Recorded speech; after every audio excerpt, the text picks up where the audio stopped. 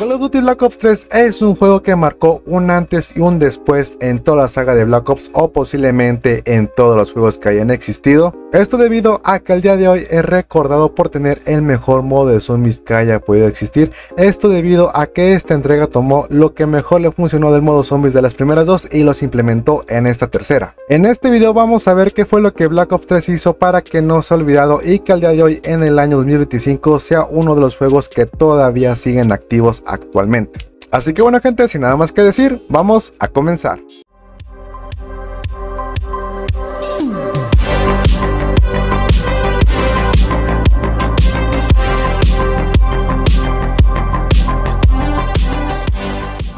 A ver gente, así como sucedió en Black Ops 1, Treyarch ya tenía grandes planes de hacer muchísimos cambios en la tercera entrega, que pese a haber tenido un gran éxito con Black Ops 2, título que por cierto fue lanzado en el año 2012, los fans creían que Treyarch mantendría la misma fórmula que les había funcionado en Black Ops 2 para poder implementarlo en la siguiente entrega, cosa que no fue así porque fue la sorpresa que se llevarían cuando se dieran cuenta que esta nueva entrega, aunque sí tuviera ese airecito familiar que los fans sí sabrían reconocer, aún así habría demasiadas novedades que para algunas personas esto les cayó bastante bien, pero para algunas otras esto no les agradó demasiado. Black Ops 3 se lanzó en el año 2015 trayendo una campaña ambientada en el año 2065, un modo campaña que varios la ven como una historia atractiva, un poco rara pero también torpemente narrada. A mi opinión personal, este modo campaña yo casi no me lo pasé, o sea, me faltaron algunas que otras misiones para poder terminarlo, pero a lo que llevaba jugando la verdad es que no lo entendí demasiado, así que los dejo a su criterio si es que ya se han pasado el juego o si aún no lo han jugado. Créeme que te puedes llevar una buena experiencia o tal vez no, eso lo dejo en ustedes. Como les dije anteriormente, al ser un juego ambientado en una época aún más futurista que Black Ops 2, este también se vería en los mapas del modo multijugador, siendo como siempre el más destacado el mapa de Nuketown, teniendo un rediseño por completo que bueno gente, nuevamente a mi opinión personal esto sí me agradó demasiado, pero además de eso no solo los mapas fueron influenciados sino también las armas, tracha de puntos, y algo que se agregó ahí fueron las habilidades, que son movimientos especiales que puedes hacer cuando cumples una cierta cantidad de bajas. Pero bueno, todo bien, todo bonito, todo hermoso, el juego está funcionando bien, tenía una buena cantidad de jugadores jugando en línea, la gente ya se había acostumbrado a la nueva jugabilidad y se podría decir que ya no se esperaba nada de este título. La gran mayoría de las personas ya lo miraba como un juego más de la saga, o sea, un juego que no tenía nada más que ofrecer, hasta que llegó el nuevo DLC para el modo zombies.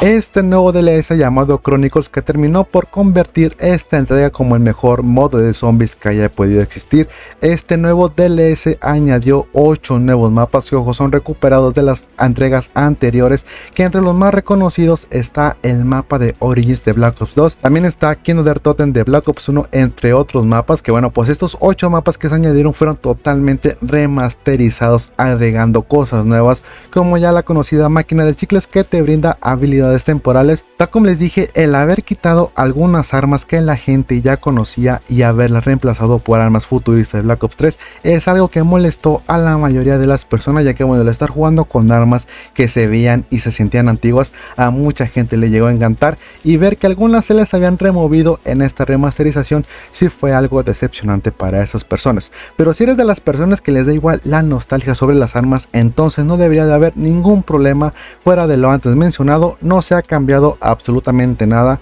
ya que al parecer todo sigue igual. Ofrecen una nueva experiencia bastante mejorada, que en lo personal, nuevamente les vuelvo a decir, a mí me encantó bastante, aunque siento que faltaron algunos mapas que debieron de haber tenido su remasterización, de haber tenido una gran mejora en esos mapas que debieron de haberse añadido. Tal vez